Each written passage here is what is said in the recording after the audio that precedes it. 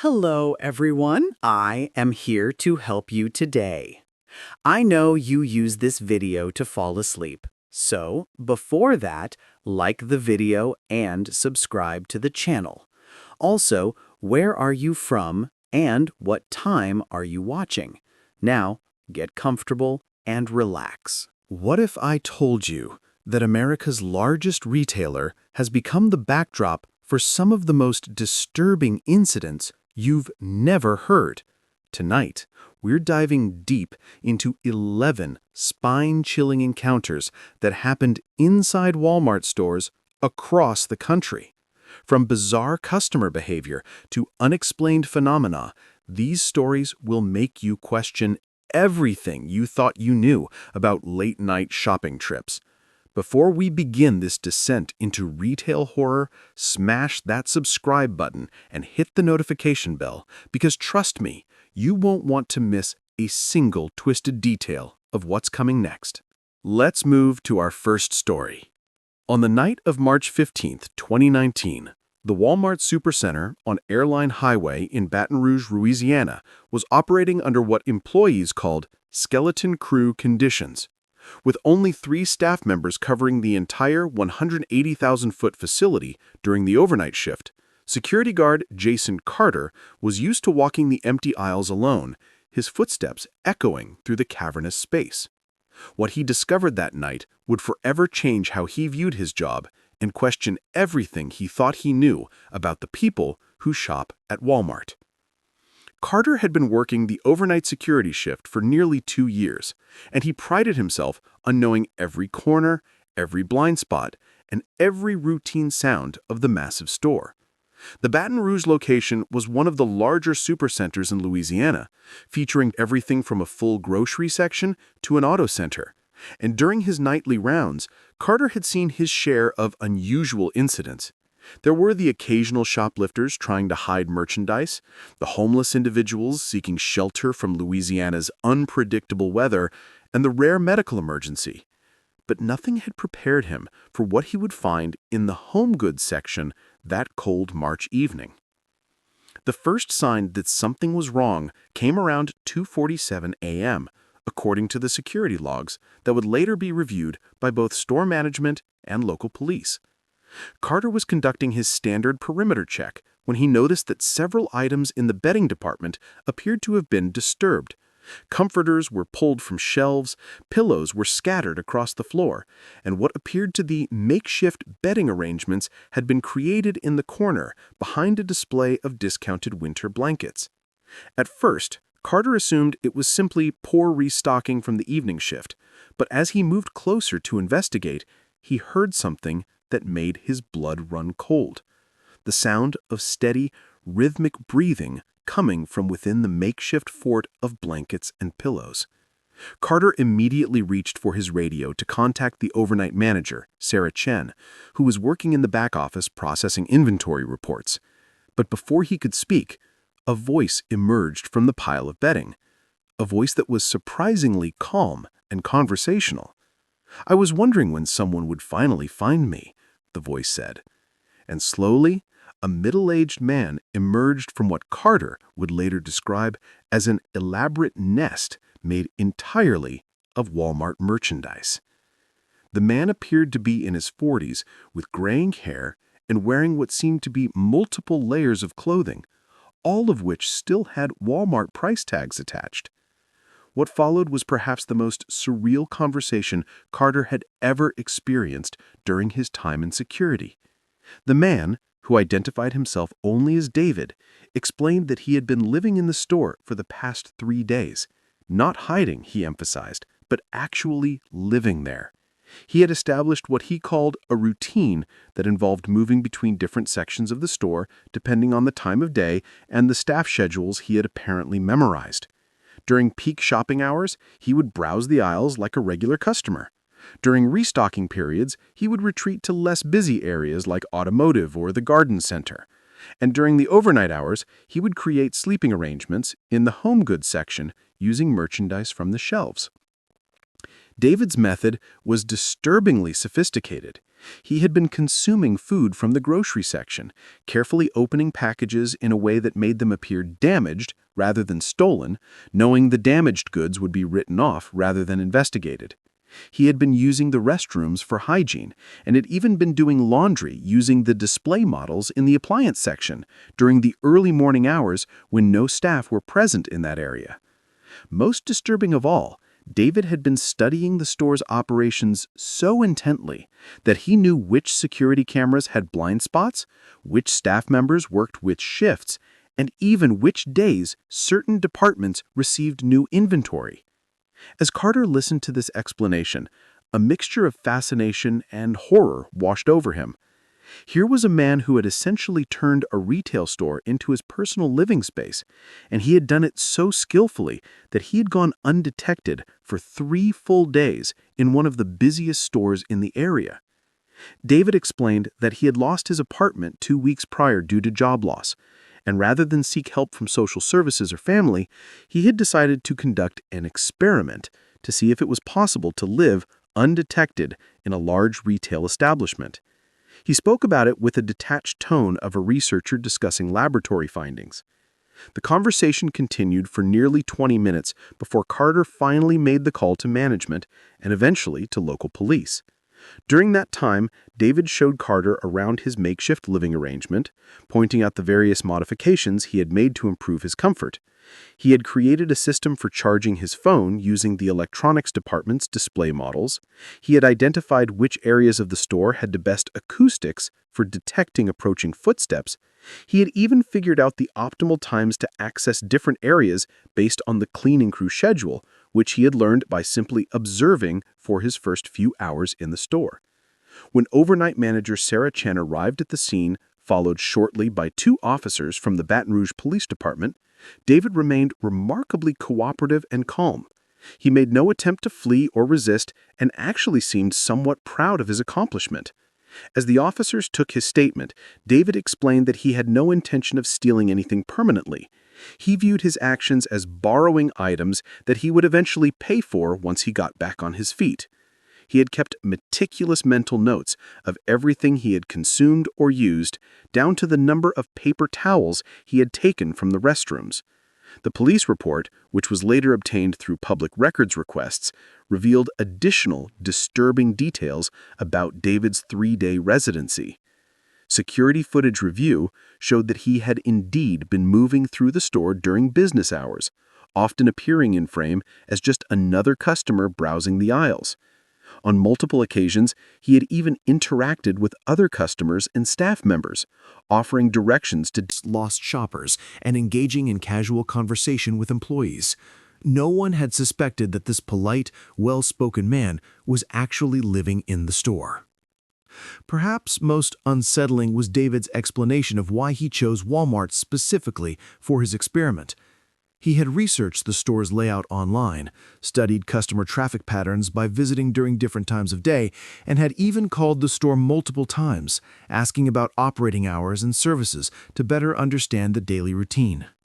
He had chosen the Baton Rouge location because of its size, 24-hour operation, and the fact that it was busy enough for him to blend in, but not so busy that every corner was constantly monitored.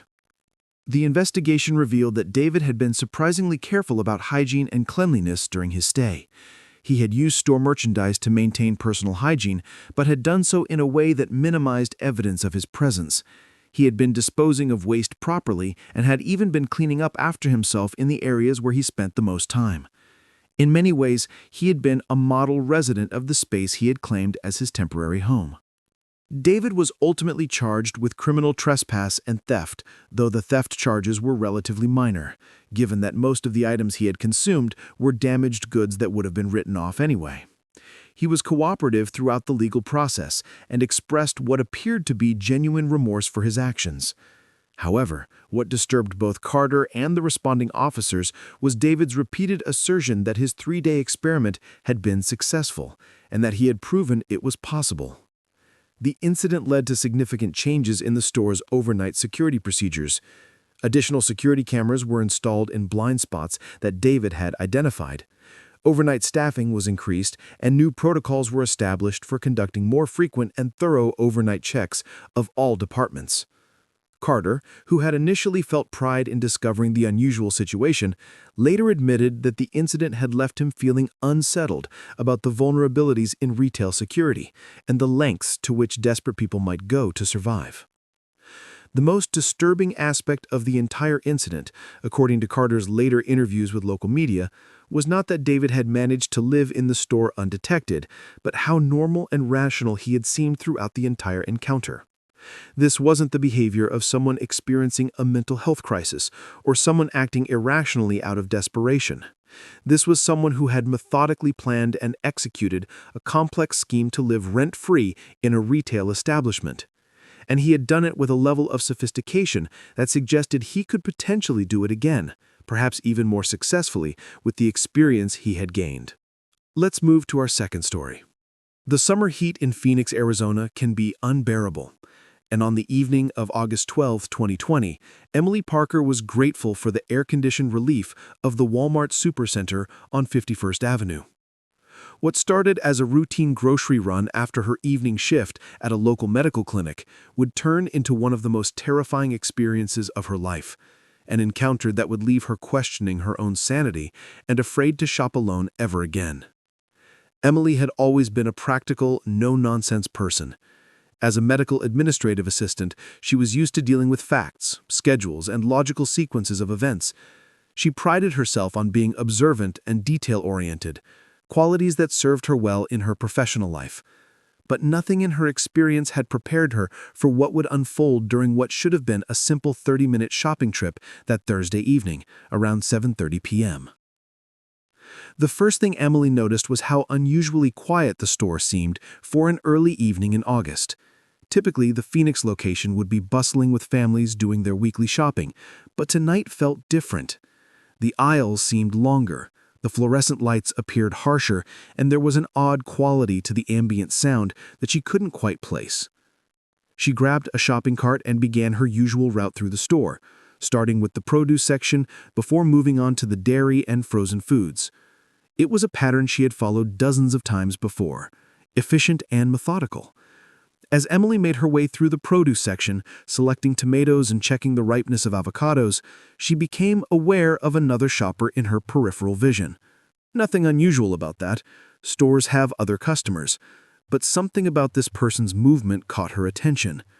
They seemed to be following the same path she was taking, stopping when she stopped, moving when she moved. At first she dismissed it as coincidence. After all, the produce section had a natural flow to it, and it made sense that two shoppers might follow similar patterns.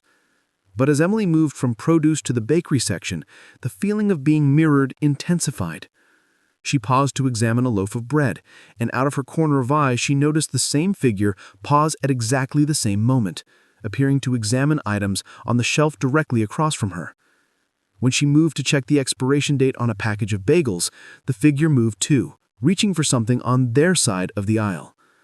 The timing was too precise to be coincidental. Emily's medical training had taught her to trust her observations, but she also knew that anxiety could create false patterns where none existed. She decided to test her suspicions. Instead of continuing with her normal shopping route, she deliberately took a detour down the automotive aisle, a section she never visited during grocery runs. Sure enough, within moments, she heard the distinct squeak of shopping cart wheels behind her. Following the same path, her heart rate began to increase. As she turned down the health and beauty aisle, Emily pretended to study different brands of shampoo while using the reflective surface of a nail care display to observe behind her. What she saw made her blood run cold. A person of average height wearing a dark hoodie was standing approximately 20 feet behind her, also appearing to examine products on the shelf, but they weren't really looking at anything. Their head was positioned in a way that suggested they were watching her reflection in the same display she was using to watch them. The realization that this person was deliberately mirroring her movements sent a wave of panic through Emily's system. She quickly moved toward the pharmacy section, hoping to find a store employee who could help or at least provide the security of another person's presence. But as she approached the pharmacy counter, she discovered it was closed for the evening. The automated prescription pickup was still operating, but no staff were visible in the area. Emily's panic began to escalate as she realized how isolated she was, despite being in a public space. The store's vast size, which usually felt convenient, now felt threatening. The wide aisles that normally made navigation easy now provided too much open space where she felt exposed and vulnerable. She decided to head toward the front of the store, where the checkout lanes were located, reasoning that there would be more staff and other customers in that area. As Emily made her way toward the front of the store, she noticed that her follower was maintaining the same distance, always staying just far enough away to avoid direct confrontation, but close enough to keep her in sight. The person's movements had an eerie quality. They seemed to anticipate her direction changes before she made them, as if they had been studying her shopping patterns for longer than just this evening. When Emily reached the main aisle that ran along the front of the store, she encountered another shopper, an elderly man with a full cart who was clearly engaged in serious grocery shopping. Feeling a momentary sense of relief at the presence of another normal customer, Emily slowed her pace and pretended to check her shopping list. She watched carefully to see if her follower would continue their pattern with another person present. To her horror, the hooded figure adjusted their behavior in response to the presence of the elderly man, but didn't abandon their surveillance. Instead, they began browsing items in the nearby dollar section, maintaining a position where they could observe Emily while appearing to be a normal customer to anyone else in the area. The sophistication of this adjustment terrified Emily more than the initial following behavior had. Emily realized that she needed to do something decisive. She couldn't continue shopping with this person, tracking her every movement, and she was becoming increasingly concerned about what would happen when she left the store and went to the parking lot. She decided to approach the customer service desk, which was still staffed despite the relatively late hour. As she walked toward the customer service area, Emily noticed that her follower immediately began moving in the same direction, but via a parallel route that would keep them out of direct sight of the service desk. This suggested a level of planning and awareness that indicated this wasn't random behavior or a case of mistaken identity. Someone was deliberately stalking her through the store, with enough sophistication to avoid detection by store employees. At the customer service desk, Emily approached the young woman working behind the counter and explained her situation as calmly as possible. She described the person who had been following her and asked if security could escort her to her car. The employee, whose name tag identified her as Michelle, listened carefully and immediately called for a security guard over the store's internal communication system. While they waited for security to arrive, Michelle engaged Emily in conversation to help her stay calm, but also positioned herself so she could observe the store floor. Within a few minutes, Michelle pointed toward the electronics section and said, "Is that the person you were talking about?" Emily looked in the direction Michelle was indicating and saw the hooded figure standing near the video game display, appearing to browse, but positioned in a way that provided a clear line of sight to the customer service desk. When the security guard arrived, Emily provided a detailed description of her experience and pointed out the person who had been following her. The guard, a middle-aged man named Robert, asked Emily to wait at the customer service desk while he approached the individual to investigate. Emily watched as Robert walked casually toward the electronics section, pretending to conduct a routine security check of the area. What happened next was perhaps the most disturbing part of the entire experience. The moment the security guard came within conversational distance of the hooded figure, the person immediately abandoned their cart and walked quickly toward the nearest exit. They didn't run, which would have drawn attention, but moved with purposeful speed that suggested they had planned for the possibility of being confronted. Robert followed at a distance and watched as the person exited the store and disappeared into the parking lot. He returned to report that the individual had left the premises, but not before Robert had managed to observe that the person had been carrying no merchandise and had abandoned a shopping cart that contained only a single item, a package of batteries that appeared to have been selected at random. The security investigation revealed additional disturbing details. When Robert reviewed the store's security camera footage, he discovered that Emily's stalker had been in the store for over an hour before Emily had arrived.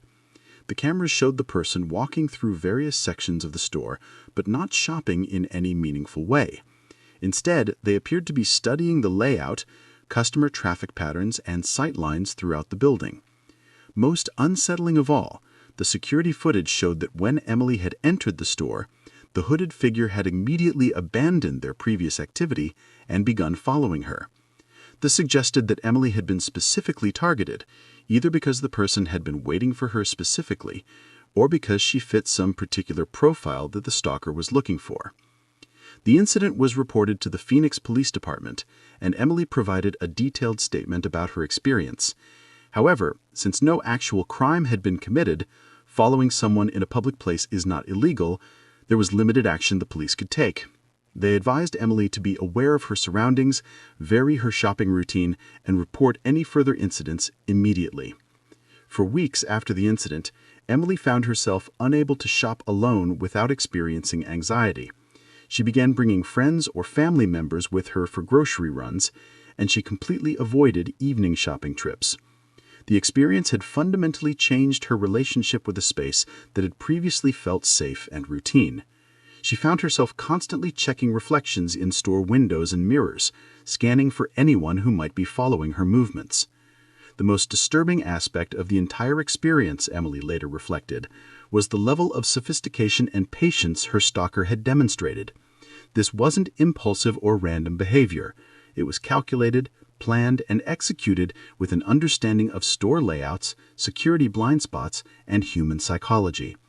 The person had known how to follow someone without being detected, how to adjust their behavior when circumstances changed, and how to disappear quickly when confronted. Emily never saw her stalker again, but the incident left her with profound questions about how many other people might be engaging in similar behavior without being detected, and how many other shoppers might be experiencing the same terror she had felt that evening without having the courage or opportunity to report it to security. Let's move to our third story. In the spring of 2020, when the world was gripped by pandemic panic and toilet paper had become more valuable than gold, the Walmart Supercenter on Southeast Powell Boulevard in Portland, Oregon, became the unlikely stage for what employees would later call the Great Toilet Paper Heist of 2020. What started as a routine Tuesday morning inventory check would uncover a scheme so elaborate, so audaciously planned, and so absurdly executed that it reads more like a dark comedy than a real crime. But sometimes truth really is stranger than fiction, especially when desperation meets creativity in the most unexpected ways. Store manager Karen Mitchell had been working in retail for over 15 years, and she thought she had seen everything. She had dealt with shoplifters who tried to hide merchandise in baby strollers, customers who attempted to return clearly used items with fabricated receipts, and the occasional person who thought they could walk out with a television by simply acting like they owned it.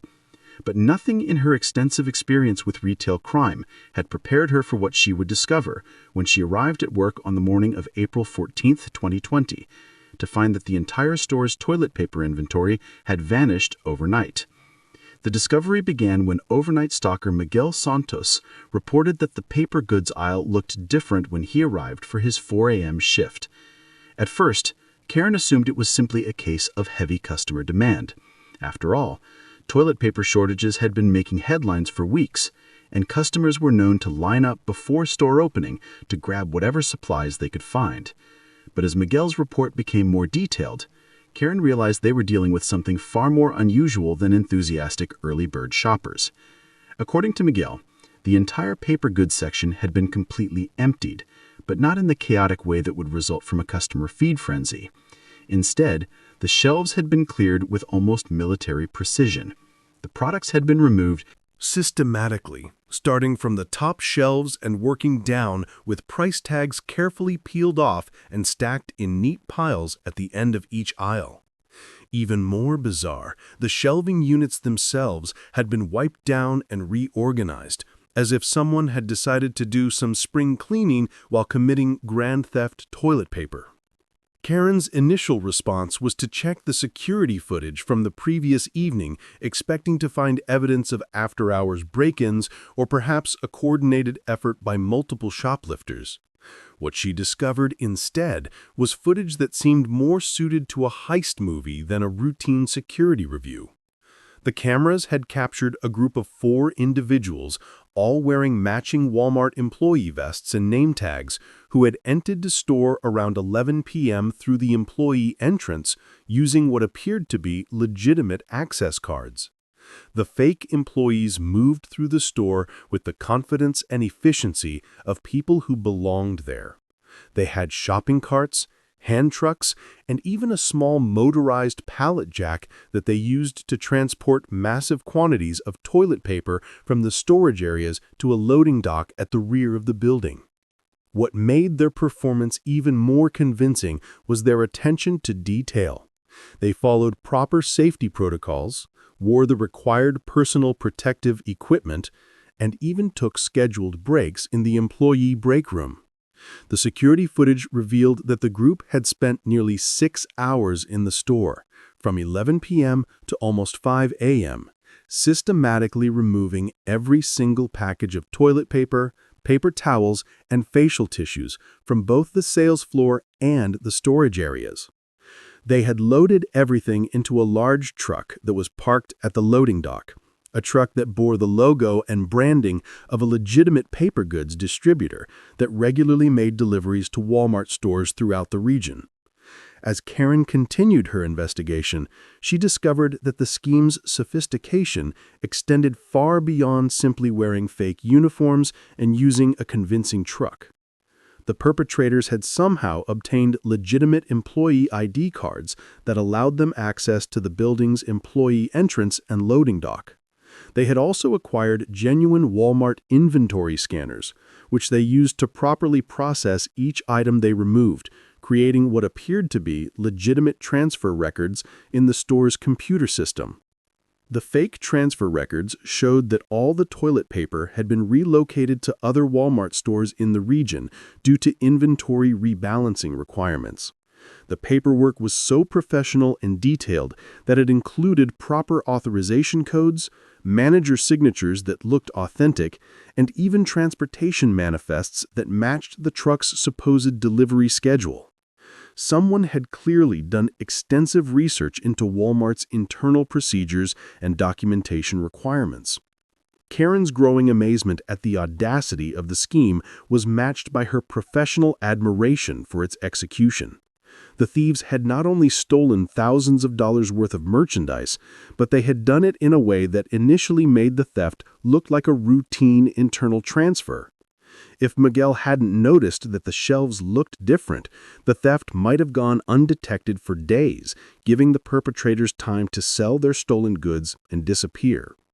The investigation took an even more absurd turn when Karen discovered that the fake employees had actually improved certain aspects of the store's organization during their criminal activities. The paper goods aisle had been restocked with other merchandise in a way that maximized space utilization and improved customer access. The storage area had been reorganized more efficiently than it had been in months. One of the perpetrators had even fixed a broken price scanner that had been out of order for weeks. As news of the theft spread through the store's employee network, additional bizarre details emerged. Night custodian Rosa Delgado reported that she had encountered the fake employees during her cleaning rounds and had actually complimented them on their hard work and dedication. The group had been polite, professional, and had even offered to help her move some heavy equipment. Rosa had assumed they were new hires or temporary workers brought in to handle increased pandemic demand. The customer service desk revealed another layer of the scheme's sophistication. The fake employees had processed several customer returns of toilet paper during their time in the store, generating legitimate receipts and return credits that further camouflaged their theft activities. They had even handled a few actual customers who had come to the store during late-night hours, providing helpful directions and product recommendations with the cheerful efficiency of genuine Walmart employees. Karen's investigation revealed that the perpetrators had been planning their heist for weeks. Security footage from previous evenings showed individuals who appeared to be legitimate customers conducting what now looked like reconnaissance missions. They had mapped out camera locations, studied employee schedules, observed loading dock procedures, and even timed how long it took to move merchandise from storage areas to the loading zone. The most audacious aspect of the entire scheme was discovered when Karen reviewed the store's employee break room security camera. The footage showed the fake employees taking their scheduled breaks, eating snacks they had brought from home, and engaging in normal workplace conversation about current events, sports, and their other jobs. One of them had even left a positive review of the store's break room amenities on a workplace review website, praising the comfortable seating and quality coffee machine. When the Portland Police Department arrived to investigate, they found themselves dealing with a case unlike anything in their experience. Detective James Wright later admitted that he had never encountered criminals who had stolen merchandise while simultaneously improving the workplace environment and providing excellent customer service. The perpetrators had committed their crime with such professionalism and attention to detail that several actual Walmart employees expressed disappointment when they learned the helpful, hardworking night crew wouldn't be returning. The investigation eventually revealed that the scheme had been orchestrated by a group of former retail employees who had lost their jobs due to pandemic-related layoffs. They had used their insider knowledge of retail operations to plan and execute what they viewed as the perfect victimless crime, stealing products that were in artificially high demand due to panic buying from a corporation they felt had treated them unfairly. Their leader, a former assistant manager named Derek, later explained that they had tried to minimize the impact on individual employees and customers by conducting their theft as professionally as possible. The stolen toilet paper was eventually recovered from a warehouse in southeast Portland, where the group had been repackaging it for sale through online marketplaces at inflated pandemic prices. The perpetrators had managed to sell approximately 40% of their stolen inventory before being apprehended, earning enough money to cover several months of unemployment expenses. When arrested, they expressed genuine remorse for their actions, but also pride in what they called their victimless entrepreneurship. The case became something of a local legend in Portland, with many residents expressing a grudging admiration for the group's creativity, professionalism, and the ironic fact that they had provided better customer service during their criminal activities than many legitimate retail employees. The story gained national attention when late-night comedy shows picked up on the absurd details, turning the perpetrators into unlikely folk heroes of the pandemic era. Karen Mitchell later reflected that the great toilet paper heist of 2020 had taught her more about retail security vulnerabilities than 15 years of professional experience. Conventional theft incidents. The perpetrators had exploited not just physical security weaknesses, but psychological and procedural assumptions about how legitimate employees behave and how business operations should look. Their success had depended not on stealth or violence, but on the bold assumption that people wearing the right uniforms and following proper procedures would be assumed to belong, regardless of whether anyone actually recognized them. The incident led to significant changes in Walmart's employee access procedures, inventory tracking systems, and after-hours security protocols. But it also left Karen with a lingering appreciation for the entrepreneurial spirit and attention to detail that the thieves had demonstrated, even as she recognized the serious legal and ethical problems with their chosen method of unemployment relief. Let's move to our fourth story.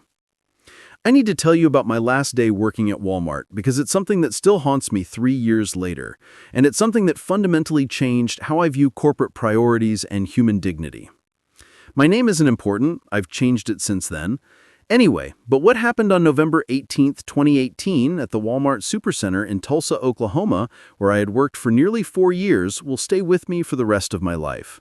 I was a department supervisor in electronics, had good performance reviews, decent relationships with most of my coworkers, and genuinely believed that Walmart, despite its flaws, was a company that cared about its employees and customers. That belief died on a cold Sunday morning, along with a customer whose name I never learned. I had arrived for my shift at 6 a.m., an hour before the store opened to the public, to help with inventory counts and merchandise displays. It was a typical Sunday morning routine. quiet, methodical, with just a handful of employees scattered throughout the massive store, getting everything ready for another day of retail chaos. I was in the electronics section updating price tags and organizing the mobile phone display when I heard a commotion coming from the grocery section. At first I assumed it was just someone dropping a pallet of merchandise or maybe a customer who had gotten in early making too much noise. But the sound was different, urgent, distressed human voices rather than the typical sounds of retail operations. I walked toward the source of the noise and found several employees gathered around aisle 14 near the cereal section. As I got closer, I could see they were all looking down at something on the floor, and the expression on their faces told me immediately that something was seriously wrong. Lying motionless between the Cheerios and the Lucky Charms was an elderly man, probably in his 70s, wearing a heavy winter coat despite the mild Oklahoma weather. He was completely still, and even from several feet away, I could tell he wasn't breathing. My first instinct was to call 911, and I immediately pulled out my phone to do exactly that. But before I could dial, Assistant Manager Rebecca Torres appeared and firmly told me to put my phone away. She said that protocol required all emergency situations to be handled through management channels, and that she would take care of notifying the appropriate authorities. I reluctantly complied, assuming that she knew procedures better than I did, and that help would be on the way within minutes. Rebecca quickly dispersed the gathered employees, sending everyone back to their departments with strict instructions not to discuss what they had seen with anyone, including other employees. She told us that the situation was under control and that we should continue with our normal opening procedures. I returned to electronics, but I couldn't concentrate on price tags and phone displays, knowing that there was a dead man lying in the cereal aisle while we pretended nothing had happened. After about 20 minutes, with no sign of paramedics or police, I approached Rebecca to ask about the status of emergency services. Her response chilled me to the bone. She explained that she had contacted the store manager, district manager, and corporate loss prevention before calling 911, because we need to understand the liability implications and media exposure risks before involving outside agencies. She assured me that emergency services had been notified, but that they were taking their time responding because the situation isn't time-sensitive anymore. I couldn't believe what I was hearing. A human being had died in our store, and management's primary concern was liability and media exposure? I asked Rebecca directly whether the man had been dead when we found him, or if there was any possibility he could have been saved if we had called for help immediately. Her response was to remind me that I wasn't qualified to make medical determinations, and that speculating about such matters could create legal problems for the company. As the morning progressed and the store opened to customers, the situation became even more surreal. The elderly man's body remained in aisle 14, but it had been covered with a tarp and surrounded by wet floor signs to keep customers away from the area. Shoppers were being directed around the cordoned-off section, with employees explaining that there was a maintenance issue that required temporary closure of that aisle. I watched in horror as families with children walked past completely unaware that they were shopping just feet away from a covered corpse. The paramedics finally arrived nearly 2 hours after we had discovered the body, followed by police officers who seemed frustrated by the delay in notification. I overheard one of the officers questioning Rebecca about why there had been such a long gap between the discovery and the emergency call. Rebecca's explanation involved a lot of corporate jargon about following proper procedures and ensuring accurate information, but it was clear that the officers weren't buying it. During the investigation, I learned more details about what had happened. The elderly man, whose name was Charles Patterson, had apparently suffered a heart attack while shopping early Sunday morning. Based on the position of his body and the scattered groceries around him, it appeared that he had been reaching for something on a high shelf when he collapsed. Security footage showed that he had been lying in that aisle for at least 30 minutes before the first employee discovered him. The most heartbreaking part of the story came when Mr. Patterson's daughter arrived at the store. She had been worried when her father didn't return from his weekly grocery shopping trip and had called the store looking for him. The daughter, whose name was Susan, was devastated, not just by her father's death, but by the way the situation had been handled. She couldn't understand why the store had prioritized corporate procedures over her father's dignity, or why customers had been allowed to continue shopping around his covered corpse. In the days following the incident, I struggled with my conscience about what I had witnessed. I knew that the delay in calling emergency services hadn't ultimately changed the outcome. Mr. Patterson was clearly beyond help when we found him.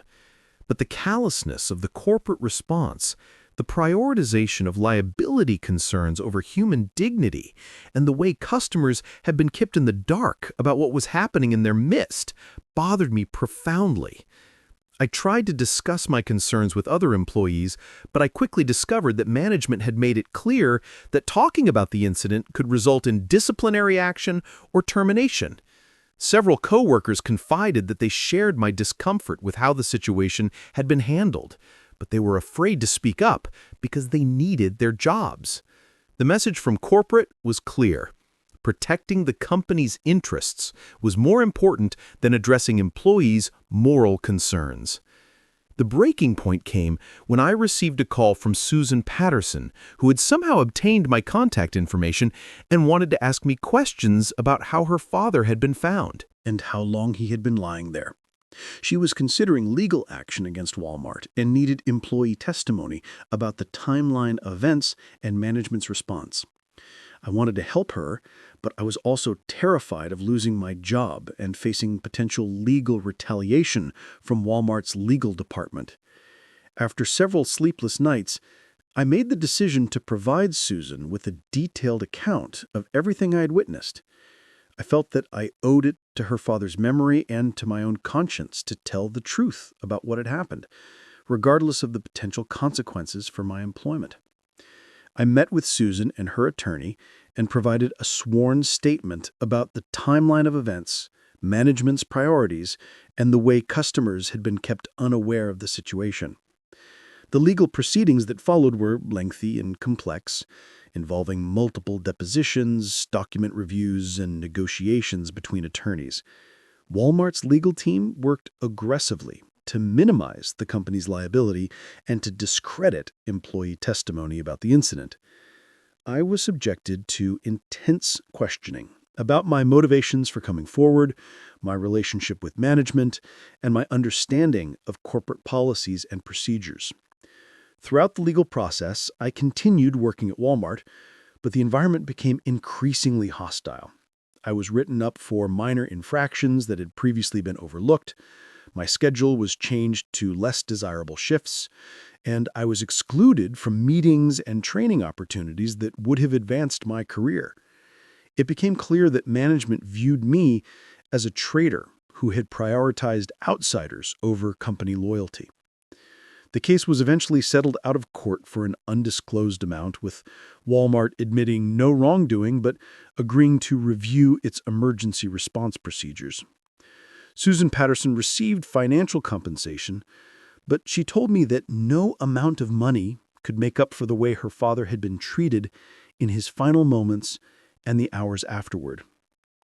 She said that knowing he had died alone on a cold floor while corporate executives discussed liability implications was something she would never be able to accept. My employment at Walmart became untenable after the settlement was reached. While I wasn't technically fired, I was subjected to such consistent harassment and schedule manipulation that I eventually resigned. My last day was December 15th, 2018, exactly 1 month after Charles Patterson died in aisle 14.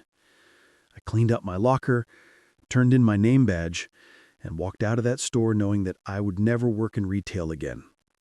The experience taught me that corporate priorities and human decency don't always align, and that sometimes doing the right thing comes with serious personal and professional costs. I lost a job that I had worked hard to build into a career, but I gained the knowledge that I had acted according to my conscience when it mattered most. Charles Patterson deserved better than he got from Walmart that day, and his daughter deserved the truth about what happened, even if that truth was uncomfortable for a multi-billion-dollar corporation. 3 years later, I still think about that Sunday morning and wonder how many other Charles Pattersons have died in retail stores while corporate executives calculated liability risks and managed media exposure. I hope that by sharing this story, I can honor his memory and maybe encourage other people to prioritize human dignity over corporate loyalty when faced with similar situations. Let's move to our fifth story. On the afternoon of April 23, 2021, the Walmart Supercenter on North Zaragoza Road in El Paso, Texas, became the setting for an incident that rattled employees, baffled shoppers, and left police investigators combing through hours of surveillance footage in search of answers. The catalyst was a 34-year-old man who identified himself simply as Levi. He entered the store at 2:15 p.m., dressed in unremarkable jeans and a navy windbreaker, ordinary enough that no one paid him much attention, as he crossed the vestibule and headed straight for customer service. What followed felt less like a retail disturbance and more like a live documentary on the frayed edges of reality. According to the official incident report, Levi did not open with a complaint about a return or a price check. Instead, he leaned across the counter and asked the startled associate whether Walmart maintained temporal merchandise protocols. When the clerk, Maria Gonzalez, replied that she had never heard of such a thing, Levi clarified that he needed authorization to return items that will not be manufactured until 2087. Gonzalez, assuming she was dealing with a prank, called for a floor supervisor. The supervisor, Sergio Delgado, arrived to find Levi calmly explaining that commerce in his era operated on a closed-loop supply chain, and that returning merchandise to 2021 was an unfortunate but necessary corrective action. Security was alerted, yet Levi's demeanor raised no immediate red flags. He was articulate, non-threatening, and spoke in measured tones. Delgado decided to observe rather than eject him. What happened over the next 45 minutes would be captured on 16 different cameras and later pieced together by investigators like a puzzling documentary reel. Levi walked the aisles systematically, offering unsolicited historical context for everyday products. In electronics, he cradled an iPhone demo model as though it were a museum relic, remarking that its silicon architecture would soon be eclipsed by carbon-based neural mesh.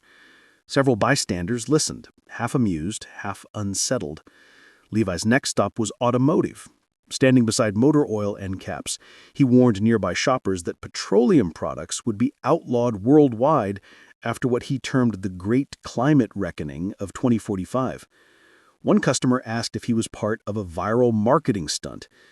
Levi answered with what witnesses described as genuine sorrow, saying that if humanity continued to burn dead oceans, the American Southwest would become an inland archipelago of drought.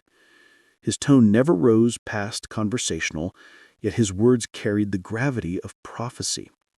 Security officer Ramon Martinez, monitoring from the operations room, noted that Levi displayed none of the agitation typical of intoxicated or mentally distressed customers. Instead, he appeared to follow a personal itinerary. In the pharmacy, he approached the aisle consultation window and quietly advised pharmacist Angela Ruiz to pull every batch of the analgesic coded XR214. Ruiz, unfamiliar with the code, asked for clarification. Levi replied that the medication would be released in 2029, prescribed widely by 2034, and recalled in 2036 after long-term kidney toxicity emerged. Ruiz filed an internal note and alerted management. Liability concerns escalated. At 3:05 p.m., Levi entered produce, the store's busiest section that day, and launched into what onlookers later described as a 5-minute future food lecture. He predicted crop yield collapse, urged families to cultivate drought-resistant gardens, and demonstrated how to examine apples for surface nanoplastics. A small crowd gathered, drawn by equal parts curiosity and discomfort. Employees debated whether to intervene. Disruption remained minimal, but the store's risk assessment protocol advised caution when a customer disseminated health or safety claims. Documentary-style reconstruction of Levi's path revealed meticulous avoidance of staff attempts to corral him. When two plainclothes loss prevention associates shadowed him near housewares, he adjusted course through seasonal aisles, keeping interactions public and non-confrontational. Investigators would later remark on his spatial awareness. He seemed to know camera blind spots and exit routes instinctively, yet he never attempted to flee. The situation shifted at 3:27 p.m. when Levi paused in front of a clearance rack of children's clothing and addressed an 8-year-old boy about synthetic fiber biohazards. The child's mother complained to management, prompting Assistant Manager Deonna Kim to make direct contact. Kim approached Levi, introduced herself, and asked if he needed medical assistance.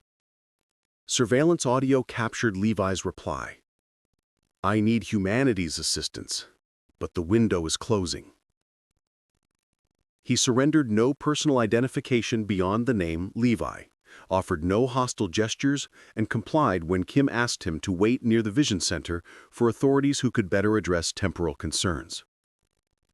El Paso police officers arrived at 3:41 p.m. Bodycam footage later released under Freedom of Information requests shows a calm interaction.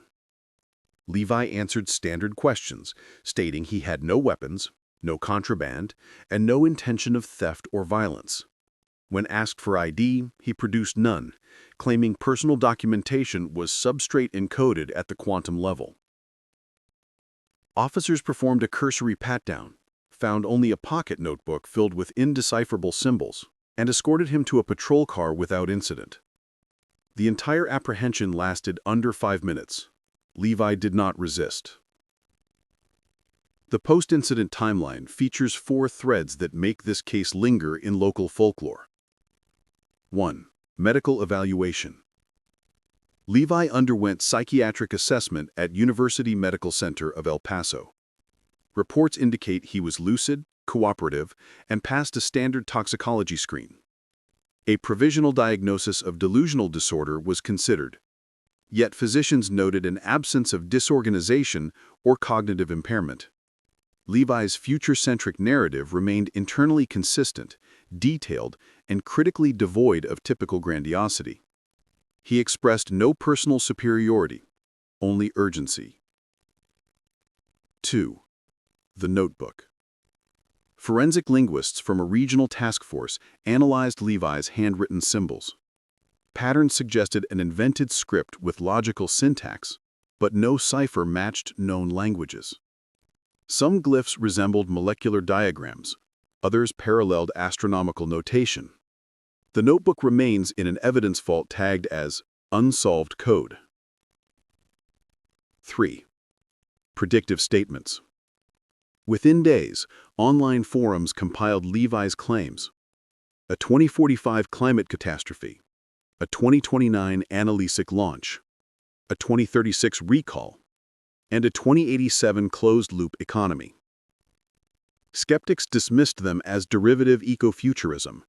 Still, pharmacists quietly flagged research journals for any analytic trials matching the code XR214. 4. Disappearance. After 72 hours of observation, Levi was transferred to a voluntary outpatient program. He attended one intake session, then failed to appear for follow-ups. His last verified sighting was May 2, 2021, captured on a downtown bus camera. He carried no luggage, wore the same Navy windbreaker, and vanished into city traffic. No missing person report was filed because Levi had provided no legal identity. From a documentary perspective, the Levi incident illustrates the tension between empirical reality and human receptivity to extraordinary narratives. Every eyewitness agreed on the man's calm presence and encyclopedic delivery. Nobody has explained how he avoided agitated confrontation in a bustling superstore while espousing end-of-world warnings. Walmart's official statement classified the event as a nonviolent customer disturbance resolved without injuries. Yet internal memos obtained by journalists emphasize staff confusion over whether to treat Levi as a medical risk, a security threat, or a public relations liability.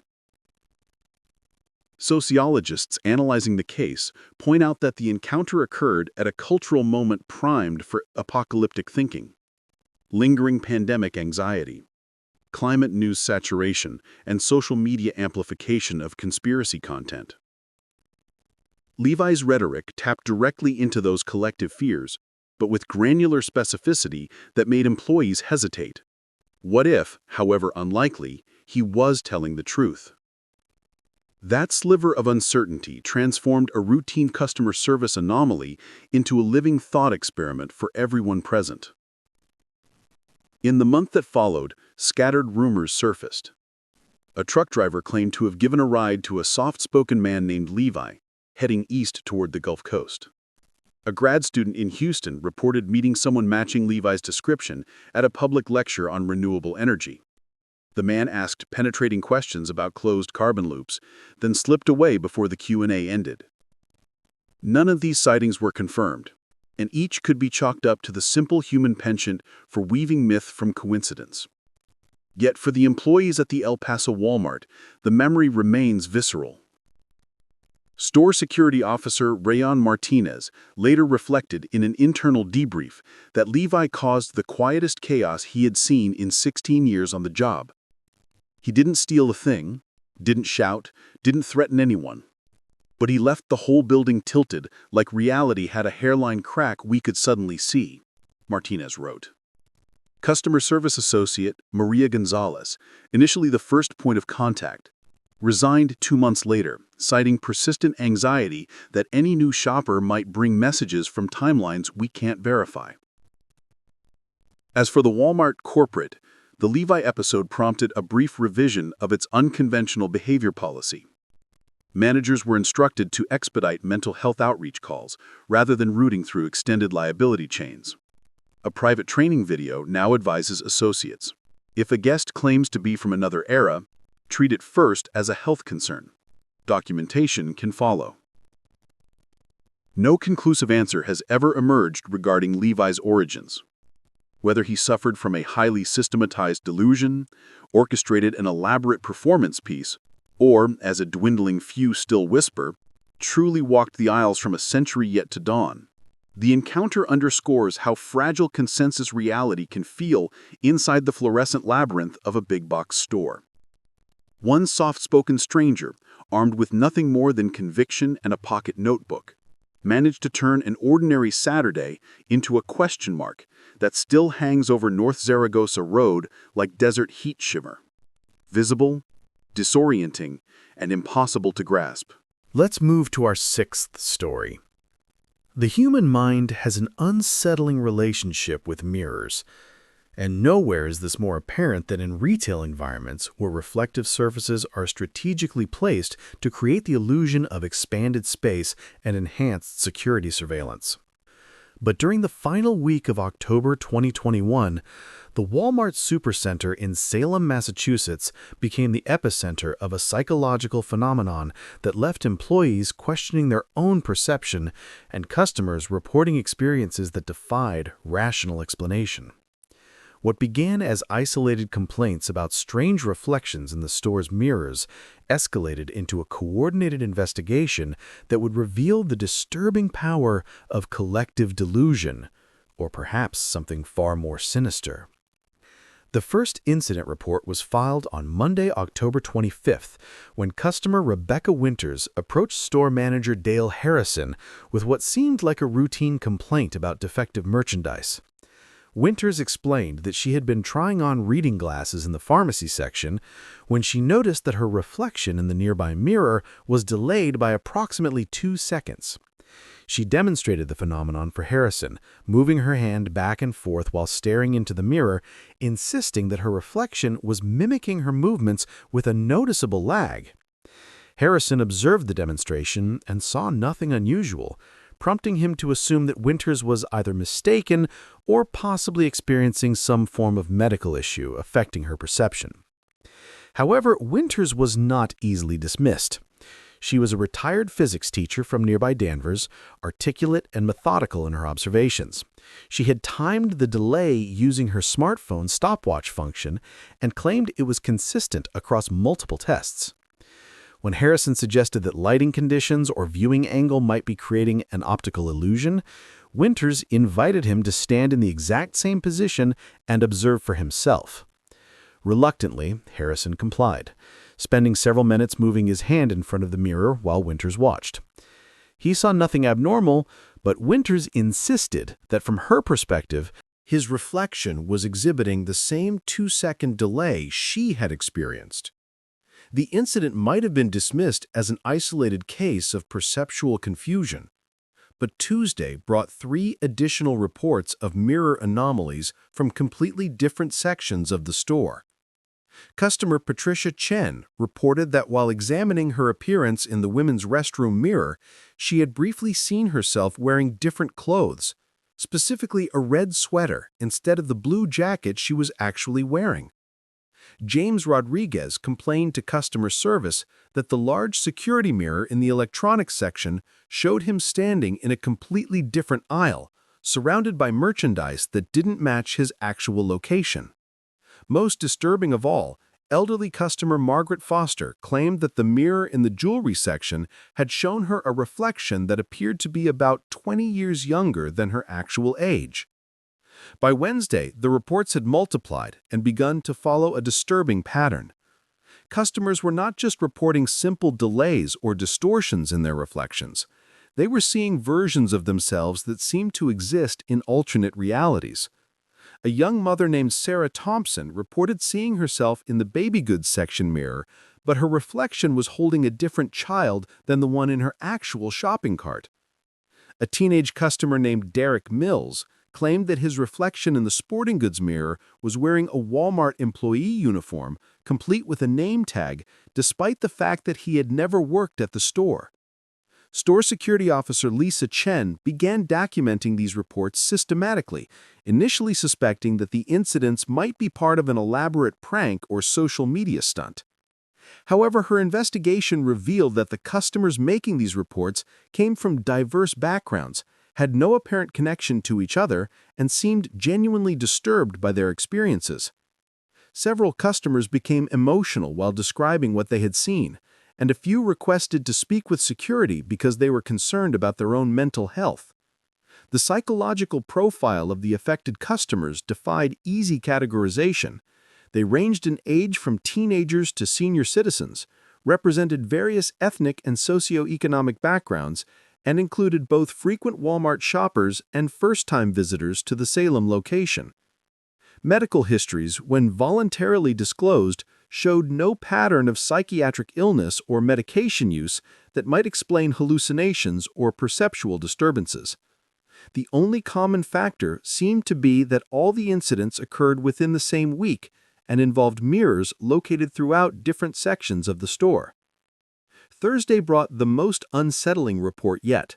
Customer Michael Porter, a local attorney with no history of mental health issues, approached Dale Harrison with a request that the store's security cameras be reviewed. Porter claimed that while shopping for office supplies, he had noticed that his reflection in the mirror near the printer cartridges section was performing actions he wasn't actually doing. Specifically, he said his reflection had been selecting different items from the shelves, examining products he had no interest in, and even appeared to be having conversations with other reflected customers who weren't present in the actual aisle. Porter's legal background made him particularly credible and methodical in his documentation. He had taken notes on his smartphone, recording the time, location, and specific details of what he observed. He had also attempted to photograph the phenomenon, though his pictures showed only normal reflections. Porter's request for security camera review presented an interesting test case. If his claims were accurate, the camera's position to monitor the supply aisle should have recorded him standing motionless while staring at the mirror, even as his reflection allegedly engaged in elaborate behaviors. The security camera review yielded results that were both reassuring and deeply troubling. The footage clearly showed Porter standing in front of the mirror for approximately 8 minutes, occasionally moving his hand or adjusting his position, but never engaging in the elaborate behaviors he claimed to have seen in his reflection.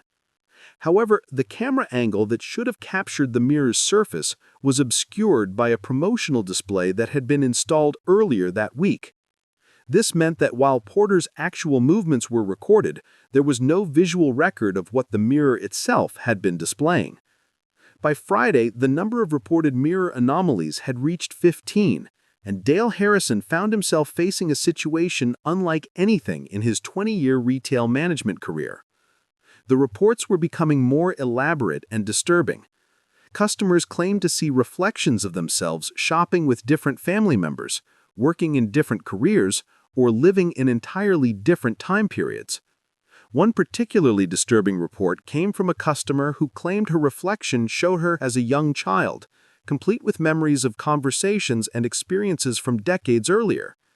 Harrison decided to conduct his own investigation, spending extended periods observing each of the mirrors that had been mentioned in customer reports. He found nothing unusual about the mirrors themselves. They appeared to be standard retail security and convenience mirrors, properly installed and maintained. The lighting in each area was normal, and there were no obvious environmental factors that might create optical illusions or perceptual disturbances.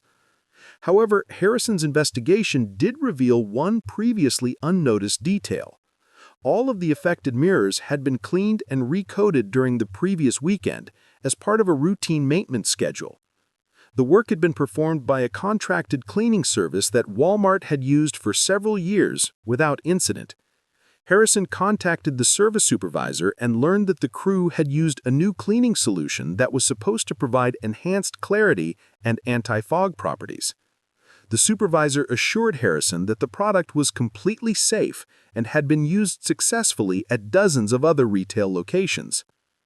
The weekend brought a temporary respite from mirror reports, possibly because customer traffic was heavier and people were less likely to spend extended periods staring at their reflections. However, the following Monday saw a resurgence of incidents, and this time they included reports from store employees who had previously been skeptical of customer claims.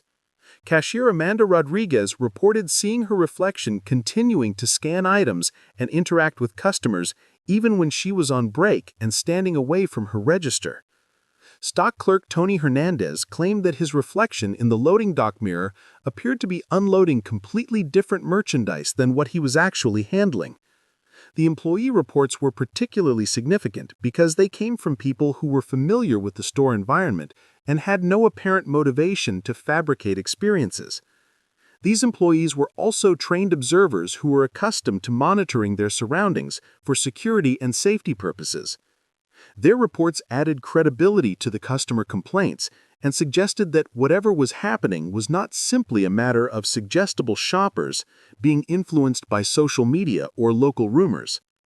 Harrison's growing concern about the situation led him to contact Walmart's corporate risk management department, which dispatched a team of specialists to investigate the phenomenon. The team included a facilities engineer, a security consultant, and a behavioral psychologist who specialized in retail environments. Their investigation focused on identifying any environmental factors that might be creating the reported experiences, including electromagnetic interference, lighting frequencies, air quality issues, or acoustic anomalies. The investigation revealed several interesting findings, though none provided a complete explanation for the reported phenomena. The new cleaning solution contained a chemical compound that could theoretically create subtle optical effects under certain lighting conditions, but controlled tests failed to reproduce the complex behaviors described by customers and employees. Air quality measurements were normal, ruling out the possibility that chemical vapors were causing hallucinations. Electromagnetic readings showed elevated levels near certain mirrors, but not significantly higher than those found in any modern retail environment with extensive electronic systems. Most intriguingly, the behavioral psychologist noted that the store's layout and lighting created what she termed psychological pressure points, where customers might be more susceptible to perceptual disturbances. The combination of fluorescent lighting, reflective surfaces, wide aisles, and constant background noise could potentially create a mild dissociative state in some individuals, making them more likely to experience unusual perceptions or false memories. The investigation concluded without identifying a definitive cause for the reported mirror anomalies. The corporate team recommended replacing all affected mirrors, improving lighting in certain areas, and implementing additional staff training on customer service protocols for unusual complaints. However, the psychological consultant's final report noted that the Salem incident represented a fascinating case study in collective perception and the power of environmental factors to influence human consciousness in retail settings. The mirror incidents ceased completely after the affected mirrors were replaced, and no similar reports have been documented at the Salem location since November 2021. However, the experience left a lasting impact on both employees and customers who had witnessed or experienced the phenomenon. Several customers reported that they continued to feel uneasy around mirrors in other retail environments, and some store employees admitted to avoiding certain areas of the store during their shifts. The Salem mirror incidents remain unexplained, existing in the uncomfortable space between rational explanation and inexplicable experience that characterizes the most disturbing retail encounters. Whether the result of environmental factors, collective suggestion, or something more mysterious, they serve as a reminder that even the most mundane commercial spaces can become theaters for experiences that challenge our understanding of perception and reality. Let's move to our seventh story. This is security footage timestamp 234712, December 18, 2020. Walmart Supercenter, North Main Street, Roswell, New Mexico. What you're about to see was captured on the store's internal surveillance system and later leaked by a former employee who claimed the footage was being suppressed by corporate management. The incident involves customer identification number 4471, later identified as Maria Santos, a 28-year-old local resident with no prior history of unusual behavior or mental health issues. The footage quality is standard definition, typical of retail security cameras, with occasional digital artifacts and pixelation that some viewers have mistakenly interpreted as evidence of tampering. However, independent analysis by digital forensics experts has confirmed the authenticity of the recording. The sequence begins with Santos entering through the main entrance at 23:45 and 3 seconds, approximately 15 minutes before store closing. She appears to be alone, carrying a small purse, and moving at a normal walking pace toward the grocery section. Security camera angle SA07 captures her selecting a shopping cart from the corral and proceeding down the main aisle toward the produce section. At this point, nothing in her behavior suggests anything unusual. She appears to be conducting a routine late-evening shopping trip, possibly picking up items for the following day. Camera angle SA12 positioned above the produce section shows Santos examining apples and placing several in a plastic bag. The timestamp reads 23:46:41 when the first anomaly occurs. Santos appears to pause mid-motion, her hand extended toward the apple display, and remains completely motionless for exactly 47 seconds. During this period, she doesn't respond to other customers walking past her, doesn't blink, and maintains the same physical position without any visible movement. The footage shows her in perfect stillness, as if someone had pressed a pause button on her personal timeline, while the rest of the world continued around her. At timestamp 23:47:28, Santos suddenly resumes normal motion, continuing to select apples as if nothing had happened. She shows no awareness of the prolonged pause and proceeds to the banana display with normal shopping behavior. However, camera angle SA15, which covers the adjacent organic produce section, captures something that forensic analysts have been unable to explain. While Santos is clearly visible at the banana display in camera SA12, camera SA15 simultaneously shows what appears to be the same woman examining organic vegetables approximately 30 feet away. The dual appearance continues for 3 minutes and 17 seconds. Both figures move independently, select different items, and display distinct body language and shopping patterns. The Santos at the banana display moves deliberately and efficiently, while the figure in the organic section appears more hesitant, frequently pausing to read labels and compare products. Neither figure acknowledges the other's presence, despite being within clear sightlines of each other.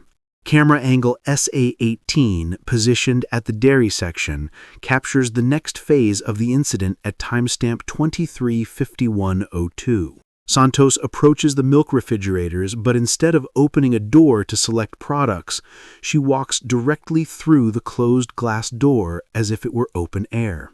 The footage clearly shows her passing through the solid glass barrier without any visible contact or resistance.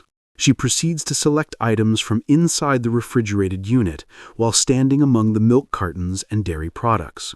From this interior position, she appears to be shopping normally, reaching for items and examining expiration dates.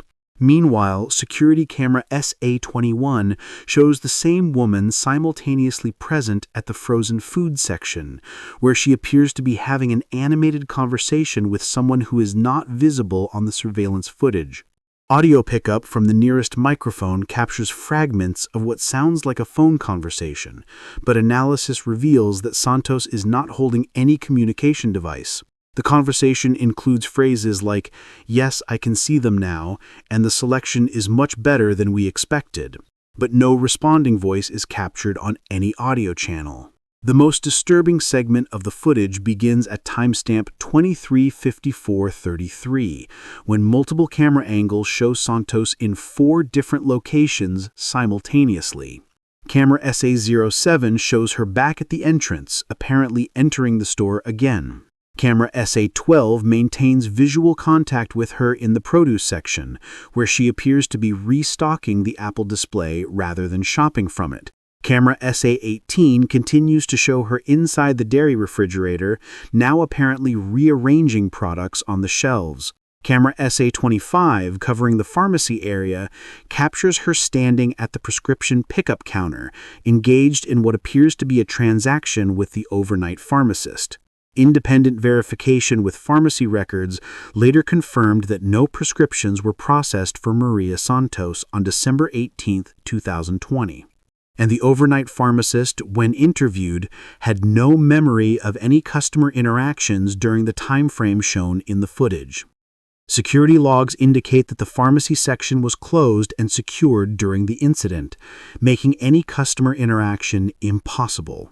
At timestamp 23:57:15, all camera feeds simultaneously lose visual contact with Santos in every location. The figures don't exit the frame or move out of camera range. They simply vanish between one frame and the next. Enhanced frame-by-frame analysis shows Santos clearly Present in frame 23:57:14 across all 4 camera angles, and completely absent in frame 23:57:15. There is no motion blur, fade effect, or transitional imagery that would suggest normal movement or departure. The aftermath of the incident was captured by camera SA03, positioned at the customer service desk. At timestamp 00247, Santos approaches the counter carrying a shopping cart full of merchandise. She proceeds through a normal checkout process with overnight cashier Dennis Kim, who later confirmed the transaction and described Santos as a pleasant, ordinary customer. The receipt, which was retained as evidence, shows the purchase of items that match the products seen being selected across the various camera angles: apples, bananas, organic vegetables, milk, and frozen foods. Kim's interview revealed additional disturbing details. He reported that Santos mentioned being impressed with the store's new layout and complimented the efficiency of the multiple shopping zones. When Kim asked for clarification, Santos explained that she appreciated being able to shop in different sections simultaneously, which she described as a time-saving innovation. Kim assumed she was referring to some kind of customer service program he wasn't familiar with, and didn't pursue the topic further. Security review protocols required overnight supervisor Rachel Torres to examine any unusual footage before filing daily reports. Torres later testified that when she first viewed the surveillance recordings, she assumed there had been a technical malfunction causing multiple camera feeds to display the same customer simultaneously. However, when she attempted to correlate the footage with other security systems, including motion sensors and electronic article surveillance logs, the data confirmed that customer activity had been detected in all 4 locations at the time shown in the video recordings. Digital forensics analysis commissioned by Walmart's corporate security department concluded that the footage showed no evidence of tampering, editing, or digital manipulation. Frame authentication protocols confirmed that the video stream was continuous and unaltered. Timestamp verification matched the store's central security server logs, and metadata analysis revealed no anomalies in file creation or modification dates. The technical report stated that while the content of the footage was highly unusual, the recording itself was authentic and unmodified. The incident report filed by Torres was initially classified as a technical anomaly and forwarded to the facilities management department for investigation of potential camera malfunctions. However, when technicians conducted comprehensive testing of all surveillance equipment, they found no hardware issues, software glitches, or system errors that could account for the recorded anomalies. All cameras were functioning within normal parameters, and test recordings showed no duplication or multi-location imaging effects. Corporate security escalated the incident to Walmart's Loss Prevention Investigation Unit, which conducted extensive background checks on Maria Santos. The investigation revealed that she was a local elementary school teacher with no criminal history, no association with any groups that might attempt retail fraud or security breaches, and no technical expertise that would enable sophisticated surveillance system manipulation. Friends and family members described her as reliable, practical, and someone who would be incapable of orchestrating any kind of elaborate hoax. Santos herself was interviewed twice by loss prevention investigators. In both interviews, she described her December 18th shopping trip as completely routine and unremarkable. She had no memory of being in multiple locations simultaneously, passing through glass barriers, or having conversations with invisible individuals. When shown segments of the security footage, she confirmed that the figure in the recordings was definitely her, but expressed confusion and concern about the apparent anomalies. Psychological evaluation revealed no signs of dissociative disorders, memory problems, or delusional thinking. The leaked footage first appeared on social media platforms in March 2021, posted by former Walmart security technician Marcus Webb, who claimed that corporate management had ordered the incident to be classified and that employees had been instructed not to discuss the case. Webb alleged that similar footage from other Walmart locations had been suppressed and that the company was aware of ongoing temporal anomalies affecting customer behavior in certain stores. Walmart's official response denied any suppression of security footage and stated that the Santos incident was an isolated technical malfunction that had been resolved through equipment upgrades. However, the company's legal department filed cease and desist orders against several websites hosting the leaked footage, citing privacy violations and proprietary security information concerns. These legal actions inadvertently increased public interest in the case and led to widespread speculation about corporate cover-ups. Paranormal investigators who analyzed the footage proposed various theories ranging from interdimensional phenomena to advanced holographic technology. Skeptics suggested that the incident represented an elaborate hoax involving sophisticated video editing techniques. Despite the forensic analysis confirming the footage's authenticity, scientists studying temporal mechanics noted that the apparent simultaneous multiple presence could theoretically result from quantum mechanical effects, though they acknowledged that such phenomena would be unprecedented at the macroscopic scale observed in the recordings. The Santos incident remains one of the most documented and thoroughly investigated cases of apparent temporal anomaly captured on surveillance footage. The combination of authentic video evidence, corroborating witness testimony, and extensive technical analysis has made it impossible to dismiss as simple misperception or fraud. Whether the result of unknown technology, unprecedented natural phenomena, or something beyond current scientific understanding, the footage continues to challenge conventional assumptions about the nature of space, time, and human consciousness in retail environments. Let's move to our 8th story. They say it happened on a foggy October night in 2017 when the autumn mist rolled off the Ohio River and settled over the hills of Point Pleasant, West Virginia, like a gray shroud draped over the memories of this haunted town.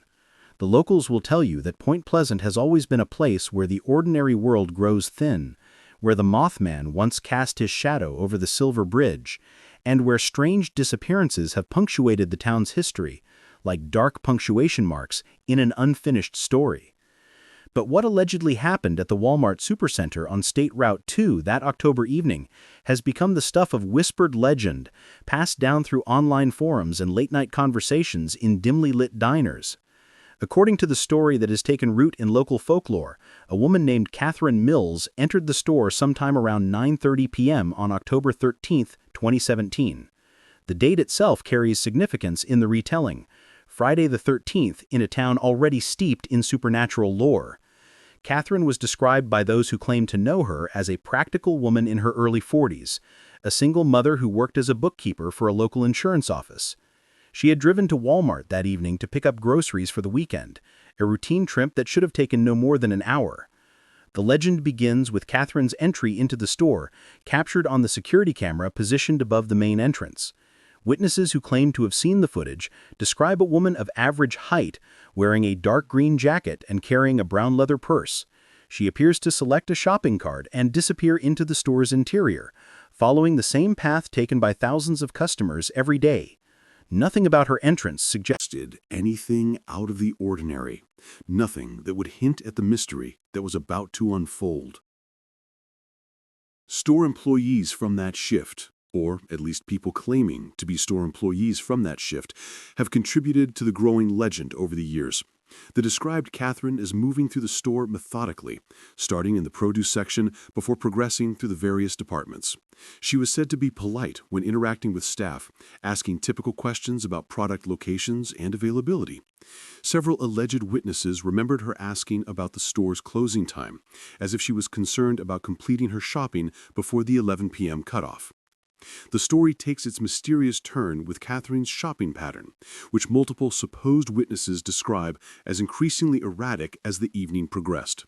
She was allegedly seen revisiting the same aisles multiple times, not as if she had forgotten something, but as if she was searching for items that should have been there but weren't.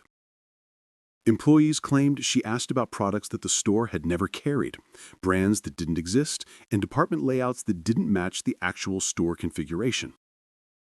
According to the legend, Catherine's behavior became more concerning as the night wore on. She was reportedly seen standing motionless in various aisles for extended periods, staring at empty spaces on shelves as if she could see merchandise that others couldn't. When approached by employees offering assistance, she would politely decline and continue her increasingly aimless wandering through the store. Some versions of the story claim that she was having quiet conversations with people who weren't there, though she was never observed using a phone or any other communication device. The mystery deepened as closing time approached. Store employees conducting their final rounds reported that Catherine was still in the building, but her exact location seemed to shift every time someone went to look for her. She would be spotted in electronics, then immediately seen in household goods, then observed in the pharmacy section as if she was moving through the store with impossible speed or appearing in multiple locations simultaneously.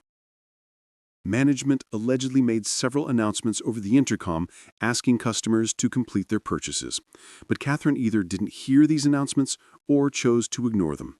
At precisely 11 p.m., when the store officially closed, Catherine Mills simply vanished. The security cameras positioned throughout the store showed no evidence of her leaving through any of the exits. The footage allegedly shows her shopping cart, still containing the items she had selected, abandoned in the middle of aisle 7, between the breakfast cereals and the coffee. Her brown leather purse was found on the floor nearby, containing her driver's license, credit cards, and the shopping list she had written earlier that evening. The search for Catherine became the most dramatic element of the legend. Store management supposedly contacted local police, who arrived to conduct a thorough search of the premises.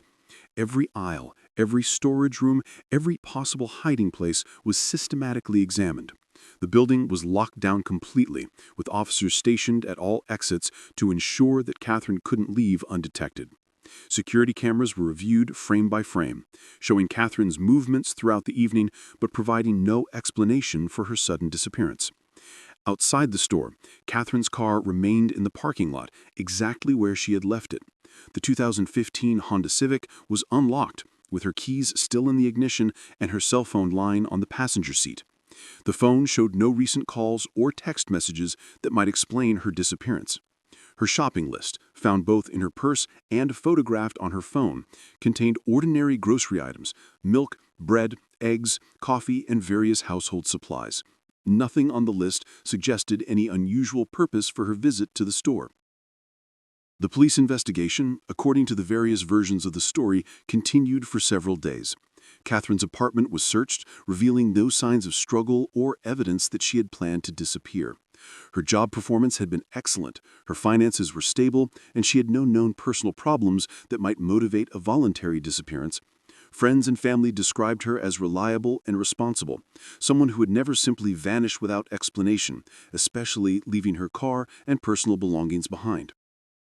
As the days turned into weeks, the Catherine Mills case allegedly became a source of endless speculation and conspiracy theories. Some versions of the legend suggest that she had discovered something in the store that she wasn't supposed to see, leading to her removal by unknown parties. Others proposed that she had somehow slipped into a parallel dimension or alternate timeline, explaining her apparent ability to be in multiple locations simultaneously before her disappearance. The supernatural interpretations of the story draw connections to Point Pleasant's history of unexplained phenomena. Local paranormal enthusiasts note that the Walmart was built on land that had once been part of the McClintock Wildlife Management Area, where numerous Mothman sightings had been reported in the 1960s. They suggest that the area retains some kind of supernatural energy that occasionally manifests in mysterious disappearances and unexplained events. Skeptical voices in the community have proposed more mundane explanations for the legend. They suggest that Catherine Mills might have left the store through a service entrance or emergency exit that wasn't properly monitored, then returned later to retrieve her car under the cover of darkness. Others propose that the entire story is an urban legend that has grown in the telling, with each retelling adding new details and supernatural elements to what might have been a simple case of a confused or disoriented customer leaving the store unnoticed. The truth about Catherine Mills has become impossible to separate from the legend that has grown around her alleged disappearance. Various online forums dedicated to unexplained phenomena have compiled hundreds of posts from people claiming to have inside knowledge of the case. But none of these accounts can be verified. Some claim to be former Walmart employees who witnessed the events firsthand, while others profess to be police officers who participated in the investigation. Attempts to verify the basic facts of the story have proven frustratingly inconclusive. Point Pleasant police records from October 2017 contain no reports matching the details of Catherine Mills's alleged disappearance. The Walmart Corporation has never acknowledged any incident involving a missing customer at the Point Pleasant location. Local newspapers from that time period contain no articles about a mysterious disappearance at the store. However, the absence of official documentation hasn't diminished the story's hold on the local imagination. The storm legend of Catherine Mills has become part of Point Pleasant's ongoing relationship with the unexplained, joining the Mothman and the Silver Bridge collapse in the town's catalog of mysterious events. Visitors to the area often ask locals about the Walmart disappearance, and some make pilgrimages to the store hoping to experience supernatural phenomena themselves. The Catherine Mills legend serves multiple functions in the modern folklore of Point Pleasant. It provides a contemporary supernatural narrative that connects the town's past mysteries to its present reality. It transforms an ordinary commercial space into a site of potential wonder and terror. Most importantly, it preserves the community's identity as a place where the impossible might happen, where the boundaries between the known and the unknown remain perpetually blurred.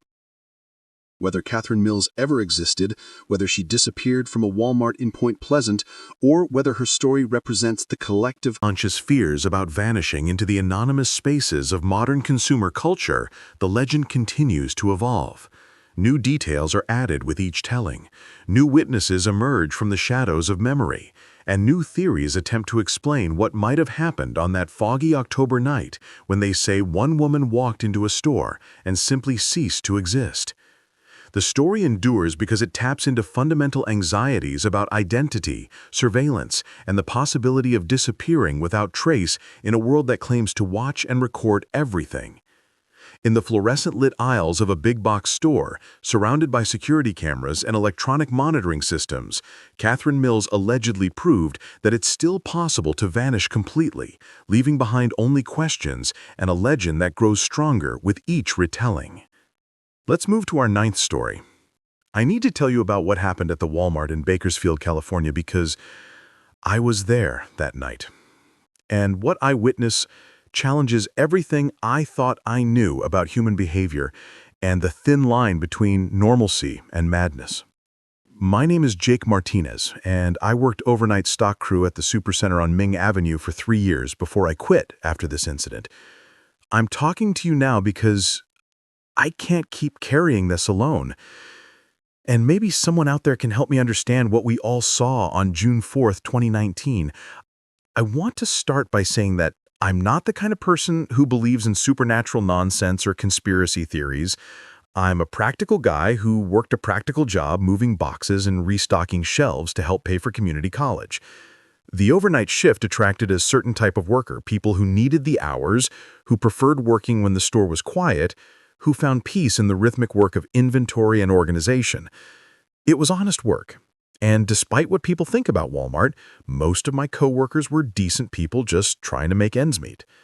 That Tuesday night started like any other. Our crew consisted of 6 people. Myself, Trevor, who handled electronics, Maria in grocery, Carlos in sporting goods, Sandra in health and beauty, and our supervisor, Dennis. We'd worked together for months and had developed the kind of easy camaraderie that comes from shared late-night shifts and mutual respect for getting the job done efficiently. Dennis was fair but strict about following procedures, and we all appreciated that he treated us like adults rather than micromanaging every task. The store officially closed at 11 p.m., and by midnight we were deep into our restocking routine. I was working in housewares, unpacking boxes of kitchen supplies and organizing them according to the planogram layout that corporate had sent down. It was methodical work that I found oddly satisfying. There's something peaceful about creating order from chaos, about transforming a chaotic stockroom into neatly arranged shelves that customers would appreciate the next day. The first sign that something was wrong came around 1:30 a.m. when Maria called Dennis on the radio to report strange customer behavior in the grocery section. She explained that approximately 15 customers had entered the store through the main entrance and were now shopping together as a group. This was immediately concerning because the store was supposed to be closed to customers, and our security protocols required that all entrances be locked except for emergency exits. Dennis immediately checked with overnight security guard Robert, who confirmed that all entrances were secure and that he hadn't admitted any customers since closing time. Robert conducted a quick perimeter check and reported that the parking lot was empty except for employee vehicles. Yet Maria insisted that she could clearly see customers moving through the grocery aisles, selecting items and placing them in shopping carts. I accompanied Dennis and Robert to the grocery section to investigate Maria's report. What we found there still haunts me 3 years later. The aisles were indeed occupied by what appeared to be normal customers engaged in routine shopping activities. There were men and women of various ages, some shopping alone and others in pairs or small family groups. They were dressed in ordinary street clothes, behaved politely, and seemed to be conducting regular grocery shopping. But something about these customers was profoundly wrong, though it took me several minutes to identify exactly what was bothering me. They moved through the aisles with an eerie synchronization as if they were following a choreographed routine rather than making individual shopping decisions. When one person paused to examine a product, others in nearby aisles would pause at exactly the same moment. When someone placed an item in their cart, others would make similar motions with items from their own locations. Dennis approached one of the customers, a middle-aged woman in a blue sweater who was examining cereal boxes. He politely explained that the store was closed and asked how she had entered the building. The woman looked at him with what seemed like genuine confusion, and explained that she had come in through the main entrance, which had been open when she arrived. She showed him a shopping list written on notebook paper and asked for directions to the frozen food section. What disturbed me most about this interaction was how normal it seemed on the surface. The woman was polite, articulate, and appeared to be genuinely confused about why we were questioning her presence in the store. She wasn't aggressive or defensive, didn't seem to be under the influence of drugs or alcohol, and showed no signs of mental illness or disorientation. She was just a normal person doing normal shopping, except that she shouldn't have been able to enter the building. Robert decided to escort the woman to the main entrance to determine how she had gained access to the store. I followed along, curious to understand how our security had been breached. When we reached the entrance, Robert used his keys to unlock the doors from the inside, confirming that they had been properly secured. The woman seemed surprised by this and insisted that the doors had been open when she arrived. When asked about her transportation, the woman pointed toward the parking lot and described her car's location and appearance. Robert checked the lot again and confirmed that no customer vehicles were present. When confronted with this contradiction, the woman became visibly confused and concerned. She asked if we could help her find her car, expressing worry that it might have been stolen while she was shopping. Meanwhile, the other customers continued their shopping activities throughout the store, apparently unaware of or unconcerned about the investigation taking place at the entrance. Trevor reported similar customer presence in electronics, where people were examining televisions and cell phones with the same synchronized behavior we had observed in grocery. Carlos found customers in sporting goods, browsing fishing equipment and camping supplies with mechanical precision. Dennis made the decision to call the Bakersfield Police Department, explaining that we had multiple trespassers in the store who claimed to have entered through locked doors and whose vehicles were not present in the parking lot. The dispatchers seemed skeptical of the report, but agreed to send officers to investigate the situation. We were told to avoid confronting the customers directly and to wait for police arrival. During the 20-minute wait for police response, we observed the customers more carefully. Their behavior became increasingly disturbing as we watched. They seemed to be shopping for specific items according to predetermined lists, but their selections made no logical sense. A young man in the electronics section placed 17 identical phone chargers in his cart. An elderly woman in health and beauty collected dozens of bottles of the same shampoo. A family in the toy section gathered multiple copies of the same children's game. Most unsettling was their complete lack of interaction with each other. Despite shopping in close proximity, the customers never spoke to each other, never acknowledged each other's presence, and never displayed any of the normal social behaviors you'd expect in a crowded store. They moved around each other with fluid precision, as if they were following invisible traffic patterns that kept them from colliding or interfering with each other's activities. When the police officers arrived, we led them through the store to observe the customers and explain the security concerns. The officers were initially skeptical, suggesting that we might have forgotten to lock certain entrances or that the customers might be legitimate shoppers who had entered before closing time. However, their attitudes changed quickly when they attempted to interact with the customers directly. Officer Jennifer Walsh approached a man in the pharmacy section who was collecting large quantities of over-the-counter medications when she identified herself as police and asked for identification. The man looked at her with the same confused expression we had seen earlier. He explained that he was shopping for his family's medical supplies and asked if there was a problem with the products he had selected. When asked for his driver's license, he reached into his wallet and handed her what appeared to be a blank piece of paper. The second officer, Michael Torres, had a similar experience with a woman in the grocery section who was filling her cart with canned goods. When asked about her method of payment, she presented what looked like play money, colorful paper rectangles that resembled children's toy currency rather than legitimate bills or credit cards. She seemed genuinely confused when Officer Torres explained that this wasn't acceptable payment for merchandise. As the police investigation continued, the customers' behavior became even more bizarre. They began checking out at the self-service stations, scanning their items, and inserting their play money into the machines as if conducting normal transactions. The machines, of course, rejected the fake currency, but the customers seemed satisfied with their purchases and began bagging their items as if the transactions had been completed successfully. Officer Walsh radioed for additional backup and requested that a mental health specialist be dispatched to evaluate the customers. She explained that while the individuals weren't displaying aggressive behavior or posing immediate threats, their collective delusion about conducting legitimate shopping transactions suggested some form of group psychological episode that required professional assessment.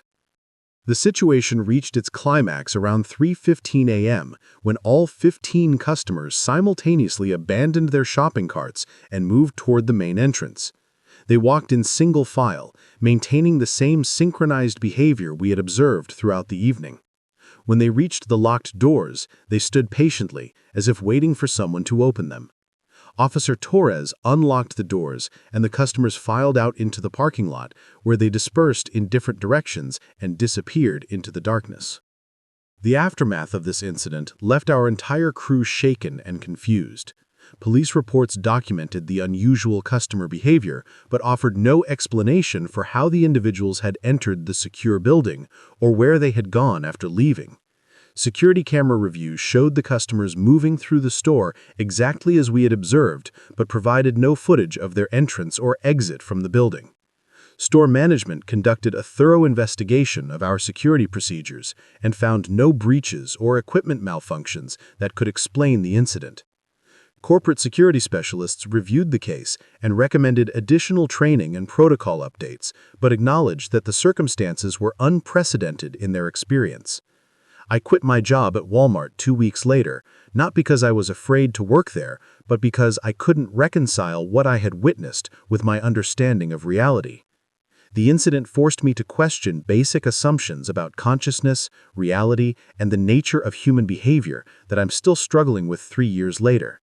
I share this story not because I expect anyone to believe it, but because I hope someone out there might have experienced something similar and can help me understand what we all witnessed that night in Bakersfield. Let's move to our 10th story. What if I told you that the strange incidents we've been exploring across various Walmart stores aren't isolated events, but part of a larger pattern, one orchestrated by forces beyond ordinary observation? Between 2016 and 2022, a series of inexplicable occurrences documented at Walmart supercenters nationwide has led some investigators and insiders to propose a chilling theory. These incidents may be the visible effects of a covert experimental program testing human behavioral responses on a vast scale. Consider the evidence we've already examined. A man living undetected in a Louisiana store for 3 days, demonstrating sophisticated knowledge of operational patterns. A customer in Phoenix being stalked through precise mirroring behavior that suggested advanced surveillance techniques. An elaborate toilet paper heist in Portland executed with military precision and insider knowledge. A worker in Tulsa discovering corporate priorities that placed liability assessment above human dignity. A time traveler in El Paso displaying uncanny knowledge of future events and local infrastructure. Mirror anomalies in Salem that defied conventional physics. Surveillance footage in Roswell showing simultaneous multiple presence. A disappearance in Point Pleasant that left no trace despite comprehensive security systems. Synchronized customers in Bakersfield behaving like programmed entities rather than individual human beings. When viewed as isolated incidents, these events seem like random manifestations of human eccentricity, mental health crisis, or technological glitches. But when analyzed as data points in a larger pattern, they begin to form a disturbing picture of systematic manipulation and experimentation conducted within America's most ubiquitous retail environment. The consistency of timing, the sophisticated nature of the behaviors observed, and the failure of conventional explanations to account for these phenomena all point toward organized intervention rather than random occurrence. According to documents allegedly leaked by former Walmart corporate employees, the company has been participating in a classified research program designed to test the limits of human perception, behavior modification, and social control within controlled commercial environments.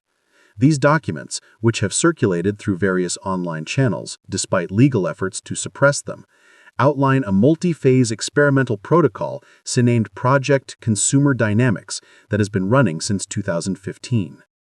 The leaked materials describe a partnership between Walmart's corporate research division, several major technology companies, and undisclosed government agencies focused on developing advanced crowd control and behavioral prediction systems. According to these sources, Walmart's extensive network of stores, comprehensive surveillance infrastructure, and massive customer database make it an ideal laboratory for testing psychological manipulation techniques on a scale impossible to achieve in traditional research settings. The alleged experimental protocols involve the deployment of various environmental and technological manipulations designed to alter customer and employee behavior in measurable ways. These include precisely calibrated lighting systems that can induce specific emotional states, subsonic audio frequencies that affect perception and decision-making, and advanced facial recognition software that can identify individuals suitable for targeted psychological interventions. Former Walmart IT specialist Marcus Davidson, who has spoken publicly about his experiences despite signing multiple non-disclosure agreements, claims that he was involved in installing what he was told were enhanced security systems that actually functioned as sophisticated behavioral monitoring and manipulation tools. According to Davidson, these systems could track customer movement patterns, analyze facial expressions and body language, and even detect physiological indicators like heart rate and stress levels through advanced biometric scanning.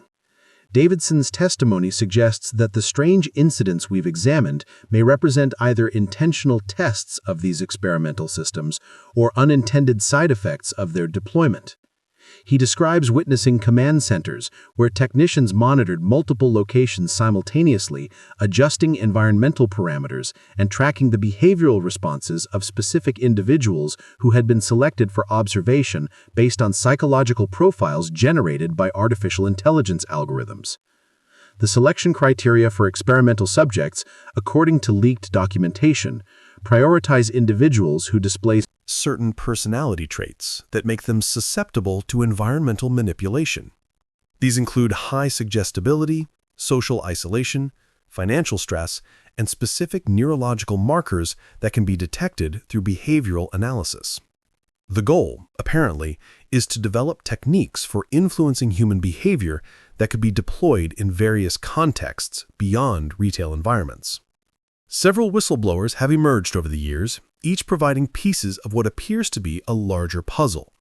Dr. Sarah Chen, a former behavioral psychologist who claims to have consulted for the program, describes experiments designed to test reality distortion protocols that could make individuals question their own perceptions and memories.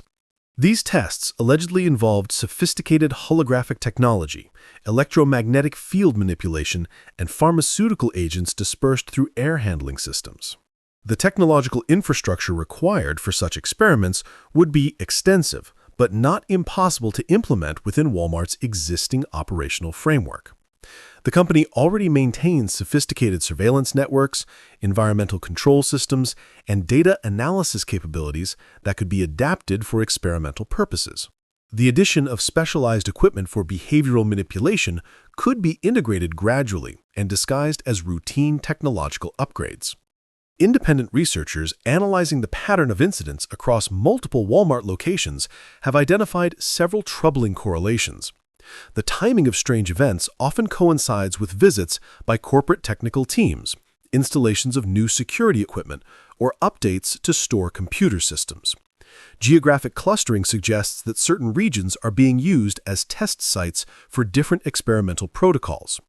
Most disturbing, many of the individuals involved in these incidents report subsequent changes in their behavior, memory, and perception that persist long after their Walmart encounters.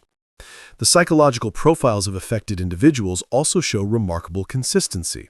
Many are people experiencing life transitions, financial difficulties, or social isolation, circumstances that would make them particularly susceptible to environmental manipulation and less likely to report unusual experiences or be believed if they did. This suggests a systematic targeting process rather than random selection of experimental subjects. Corporate responses to questions about these allegations have been consistent but revealing. Walmart's official statements categorically deny any involvement in behavioral experimentation, while simultaneously invoking legal protections for proprietary research and development activities. The company's aggressive pursuit of legal action against whistleblowers and its efforts to suppress leaked documentation suggests that significant resources are being devoted to maintaining secrecy around these activities. The broader implications of a coordinated Walmart experimentation program extend far beyond retail operations. If a major corporation can successfully deploy advanced behavioral manipulation techniques within commercial environments, the potential applications for political control, social engineering, and mass persuasion become virtually limitless. The American public could be unknowingly participating in the development of technologies designed to undermine their autonomy and free will.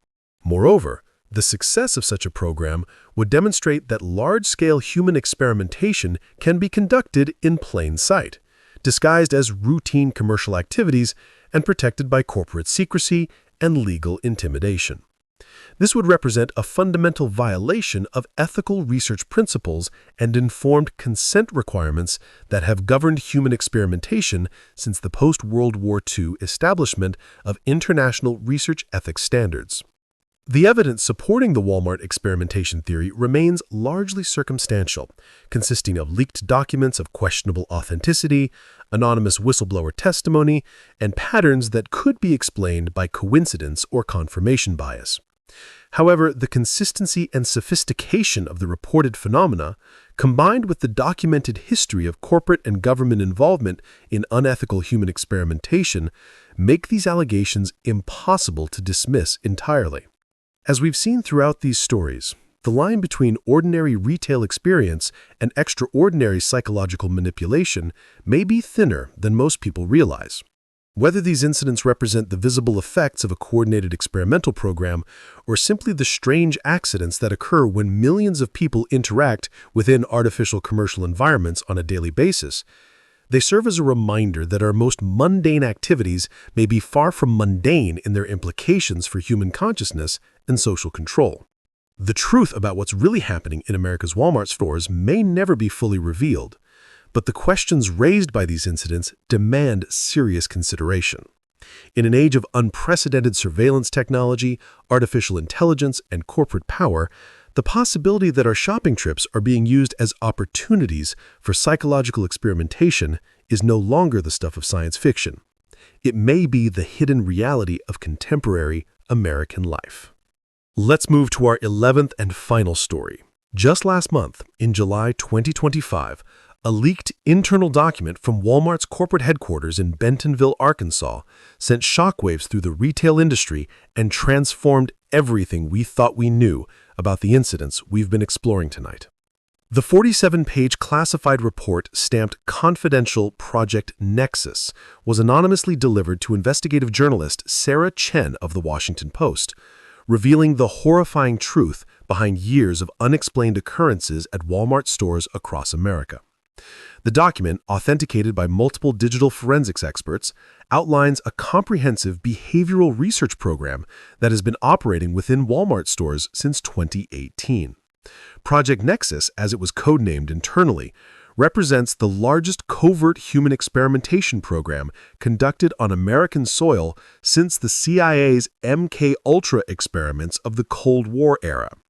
The difference is that instead of operating in secret government facilities, these experiments were conducted in plain sight, disguised as routine retail operations in stores visited by millions of unsuspecting customers. According to the leaked materials, every single incident we've examined tonight was not a random occurrence, but a carefully orchestrated experiment designed to test the limits of human perception, behavior modification, and social control. The man who lived undetected in the Louisiana store for 3 days wasn't simply a desperate individual seeking shelter. He was a paid test subject whose mission was to evaluate security vulnerabilities and staff response protocols. The sophisticated knowledge he displayed of store operations wasn't the result of careful observation, but training provided by Walmart's Behavioral Research Division. The Phoenix stalking incident was revealed to be a test of mirror psychology techniques, where trained operatives were instructed to mimic customer movements to study stress responses and decision-making under perceived threat conditions. The elaborate toilet paper heist in Portland was actually a proof-of-concept operation designed to test insider threat scenarios and employee loyalty during crisis situations. The perpetrators weren't desperate unemployed workers, but professional consultants hired to execute a scenario that would generate specific psychological responses in both staff and customers. Most disturbing of all, the document reveals that the employee who discovered the dead customer in Tulsa was deliberately placed in that situation to study moral decision-making under corporate pressure. The delayed emergency response wasn't the result of callous management priorities, but a controlled variable designed to test how long an employee would prioritize certain personality traits that make them susceptible to environmental manipulation. These include high suggestibility, social isolation, financial stress, and specific neurological markers that can be detected through behavioral analysis. The goal, apparently, is to develop techniques for influencing human behavior that could be deployed in various contexts beyond retail environments. Several whistleblowers have emerged over the years, each providing pieces of what appears to be a larger puzzle. Dr. Sarah Chen, a former behavioral psychologist who claims to have consulted for the program, describes experiments designed to test reality distortion protocols that could make individuals question their own perceptions and memories. These tests allegedly involved sophisticated holographic technology, electromagnetic field manipulation, and pharmaceutical agents dispersed through air handling systems. The technological infrastructure required for such experiments would be extensive, but not impossible to implement within Walmart's existing operational framework. The company already maintains sophisticated surveillance networks, environmental control systems, and data analysis capabilities that could be adapted for experimental purposes. The addition of specialized equipment for behavioral manipulation could be integrated gradually and disguised as routine technological upgrades. Independent researchers analyzing the pattern of incidents across multiple Walmart locations have identified several troubling correlations. The timing of strange events often coincides with visits by corporate technical teams, installations of new security equipment, or updates to store computer systems. Geographic clustering suggests that certain regions are being used as test sites for different experimental protocols. Most disturbing, many of the individuals involved in these incidents report subsequent changes in their behavior, memory, and perception that persist long after their Walmart encounters. The psychological profiles of affected individuals also show remarkable consistency. Many are people experiencing life transitions, financial difficulties, or social isolation, circumstances that would make them particularly susceptible to environmental manipulation and less likely to report unusual experiences or be believed if they did. This suggests a systematic targeting process rather than random selection of experimental subjects. Corporate responses to questions about these allegations have been consistent but revealing. Walmart's official statements categorically deny any involvement in behavioral experimentation, while simultaneously invoking legal protections for proprietary research and development activities.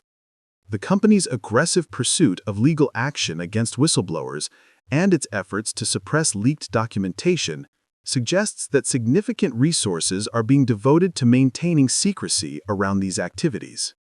The broader implications of a coordinated Walmart experimentation program extend far beyond retail operations. If a major corporation can successfully deploy advanced behavioral manipulation techniques within commercial environments, the potential applications for political control, social engineering, and mass persuasion become virtually limitless. The American public could be unknowingly participating in the development of technologies designed to undermine their autonomy and free will.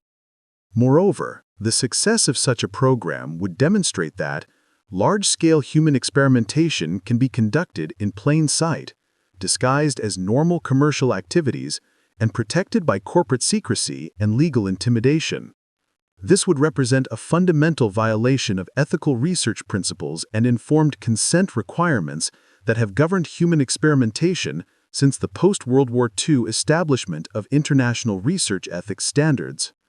The evidence supporting the Walmart experimentation theory remains largely circumstantial, consisting of leaked documents of questionable authenticity, anonymous whistleblower testimony, and patterns that could be explained by coincidence or confirmation bias. However, the consistency and sophistication of the reported phenomena, combined with the documented history of corporate and government involvement in unethical human experimentation, make these allegations impossible to dismiss entirely.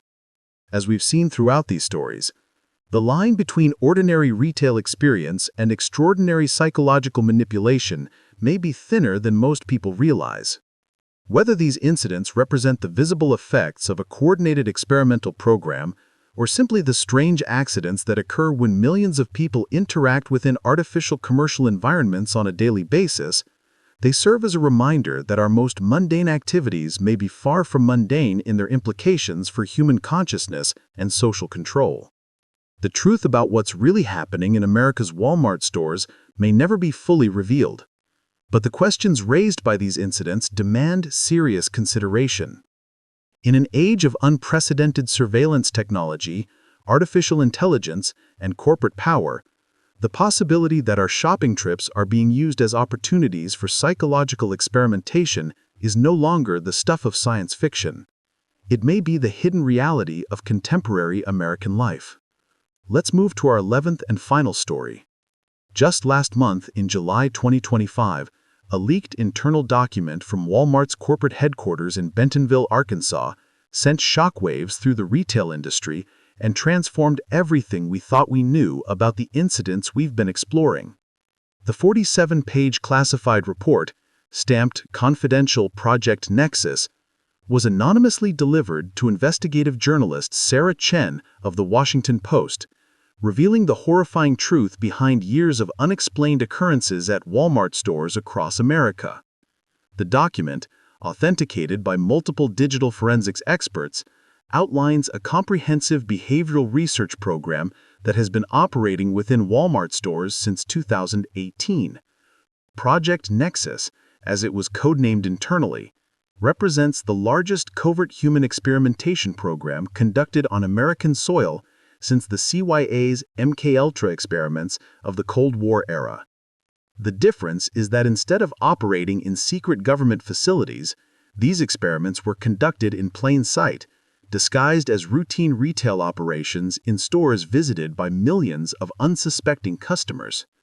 According to the leaked materials, every single incident we've examined tonight was not a random occurrence, but a carefully orchestrated experiment designed to test the limits of human perception, behavior modification, and social control.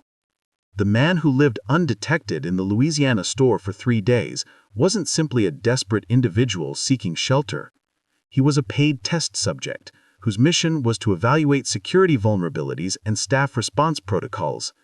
The sophisticated knowledge he displayed of store operations was not the result of careful observation, but training provided by Walmart's Behavioral Research Division. The Phoenix stalking incident was revealed to be a test of mirror psychology techniques, where trained operatives were instructed to mimic customer movements to study stress responses and decision-making under perceived threat conditions. The elaborate toilet paper heist in Portland was actually a proof-of-concept operation designed to test insider threat scenarios and employee loyalty during crisis situations. The perpetrators weren't desperate unemployed workers, but professional consultants hired to execute a scenario that would generate specific psychological responses in both staff and customers.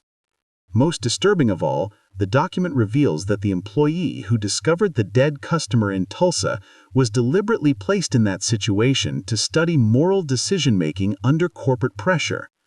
The delayed emergency response wasn't a result of callous management priorities, but a controlled variable designed to test how long an employee would prioritize